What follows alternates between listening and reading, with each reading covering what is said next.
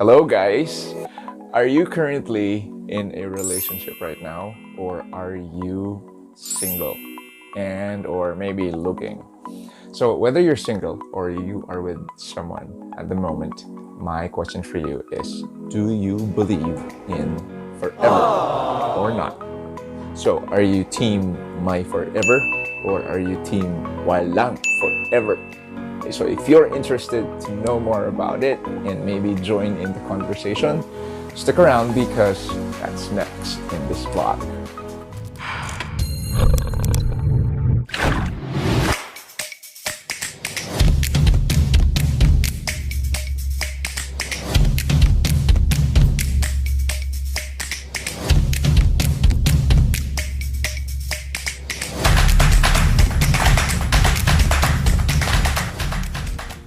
Welcome back.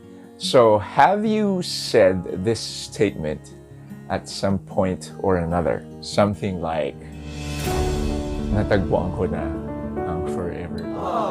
Or, siya na ang aking forever love. Nakarelate ka ba? Meron ba sa inyo nakapagsabi na nyo at some point? Okay, so, those of you who might have said that maybe once, twice, 3 times, or I don't know, endless times, you are probably those that believe in the thinking that there is a forever. Okay, so you are members of Team Forever. So I'm gonna tell you what my side of that debate or choice is. So personally, I don't believe in forever.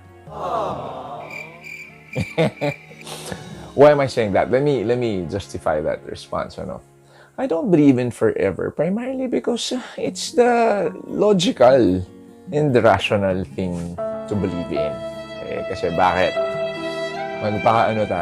Magpa-grand tayo ng explanation for that. Let's start with ang Bible, di ba? The Bible, in its purest and oldest form, it talks about the Alpha and the Omega. So, loosely or directly translated, that means the beginning and the end. So, ang sinasabi ng Word of God is merong simula at meron ding katapusan. So, if we go naman to biology, diba? Merong birth, and then merong lifespan ang tao or ang animal or ang plant. And there's a corresponding death after that. So, ganun din. Meron din tayong mga pelikula. Merong beginning, may middle, tapos merong end. Ganun din ang book. Diba? Meron ka bang book na binabasa na it never ends? Okay? So parang in my recollection, there's only one movie that claimed to have the possibility of that, and it was titled Never Ending Story. Alam niyo ba yung movie na yun? Sobrang luma na yun. That was, I think, in the 80s, and I was a little boy when I watched that. So, parang at a very tender age of parang 7 to 10 years old, I thought to myself, never ending story? So, paano hindi matatapos yung pelikula? So, yun nga, no? So, I think the most logical thing to think of or to rationalize the answer to the question na, is there such a thing as forever? My fleeting, my fearless, and my crazy response to that question is there is no forever in love or in relationships, to be specific. Why do I say that? Kasi nga, a lot of good things come to an end. Diba? And, sige, bigyan ko na lang kayo ng medyo morbid. Hindi lahat ng relasyon forever. So, kung mag-asawa kayo, tapos namatay yung asawa mo, hindi, tapos na yung relasyon. Diba? I mean, just to be simplistic about it, of course, some people will claim, no, but my love for him or her will not end naman. Yeah, and I'm with you on that.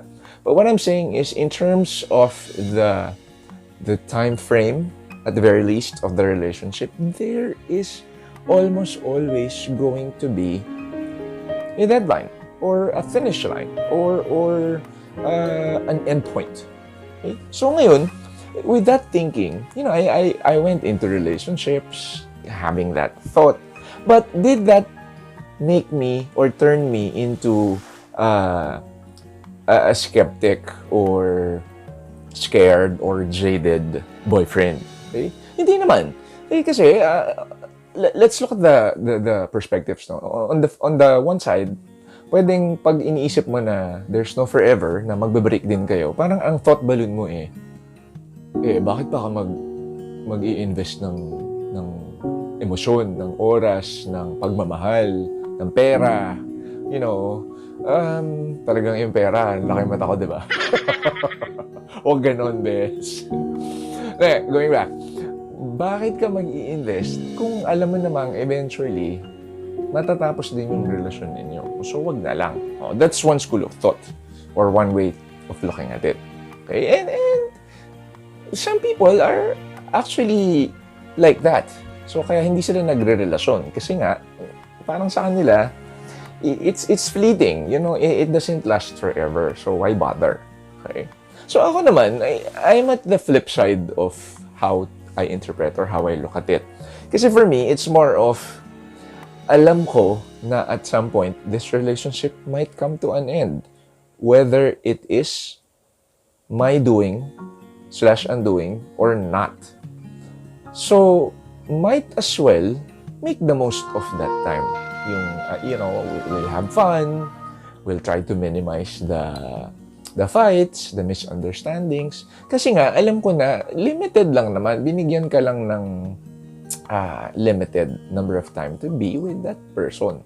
Okay? Kasi nga, parang, ang analogy ko dyan, parang ganito Sige, total, nagpaka-morbid na ako kanina about death. No? So, let's say, you went to your doctor, sa oncologist mo, tapos sabi ng doctor mo, Ben, you only have 6 months to live. So, ano bang gusto mong gawin? Alam mo, mamamatay ka in 6 months. So, ang dapat mo bang gawin? Magmumukmuk ka, magwuwaling ka araw-araw, magbabasag ka ng mga bote, ng pinggan, tapos you will push people away. You're gonna tell them all of those expletives. So, sabihin mo sa kanila, huwag niyo akong puntahan, huwag niyo akong lapitan, wala na akong silbi sa buhay, mamamatay na ako. That's one way of looking at it. Because you know that your time is running out. Or, on the flip side of it, would you rather spend those last 6 months or, 5 months leading to your death eventually, consequently, na have fun, diba? Kasi kung ako yung sinabihan na Bentong, huy, mamamatay ka na in 6 months. I-withdraw ko yung kalahati ng mga milyones ko. I-withdraw ko yun. Tapos, pupunta na talaga ako doon sa mga hindi ko pa napupuntahan. Tapos mag-check-in ako sa Amanpulo, sa Maldives. Yung Maldives na yan, paulit-ulit na lang yan.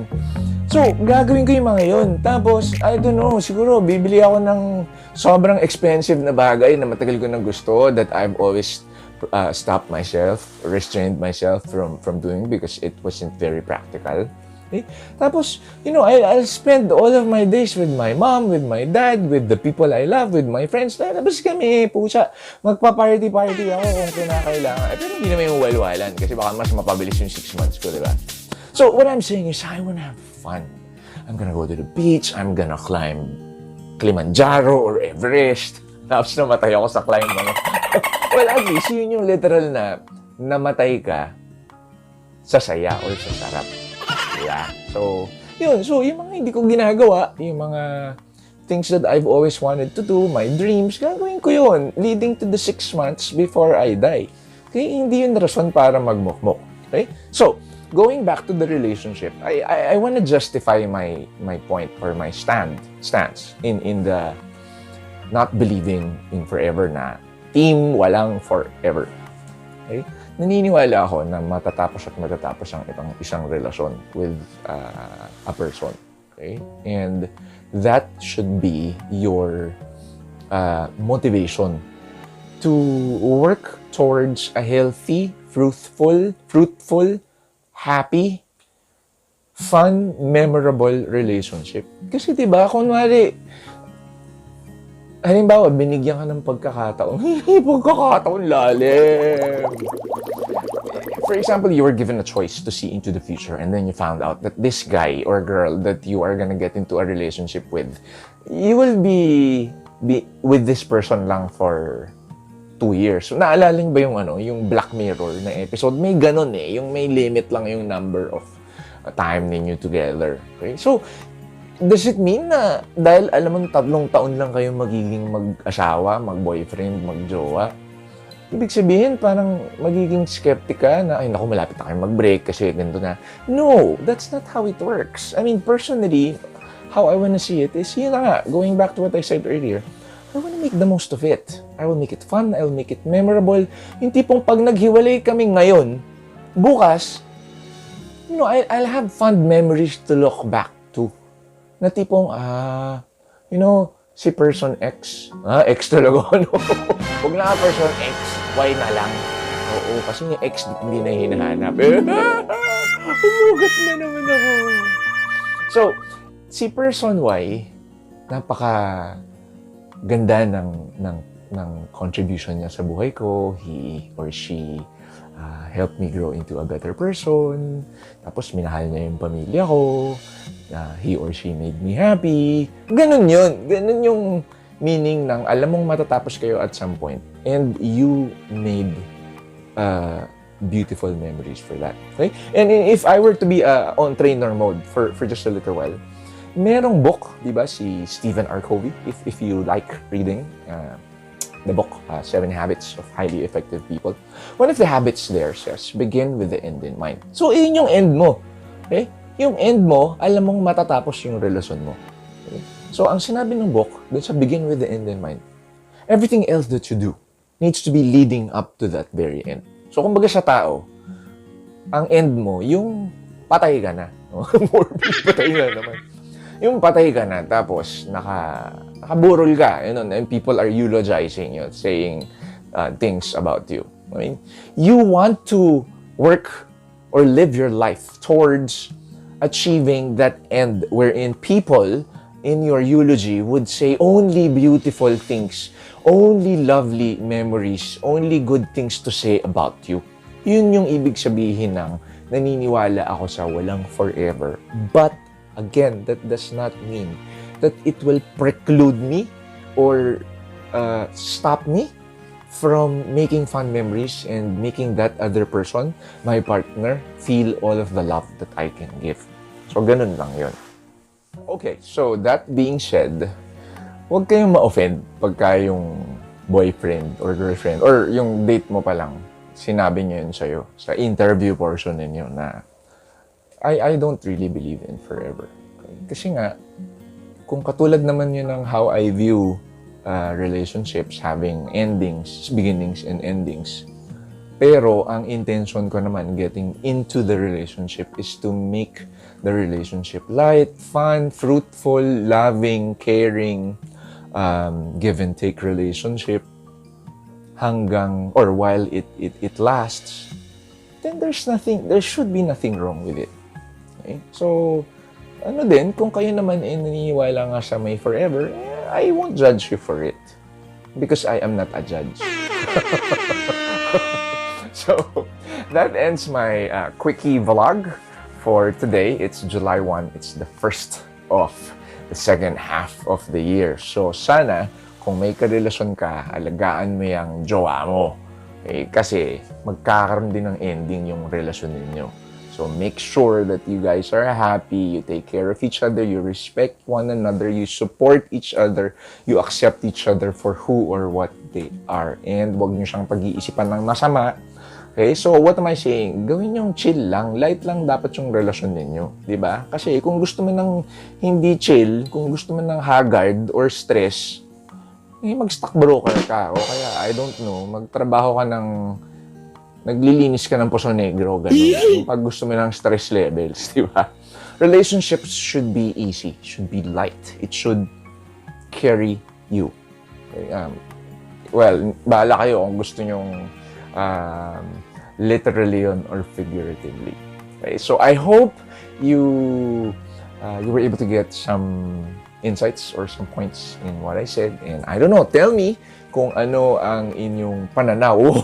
Pananaw na naman. Sabihin niyo sa akin kung ano ang thought ninyo, kung ano ang inyong side. What do you feel about Team Walang Forever? So I hope you like this vlog, and I hope you all are well and safe and healthy and happy and loved. This is VJ Bentong. If you like this video, please click like, share it on your social media, and if you haven't yet, click subscribe and that bell.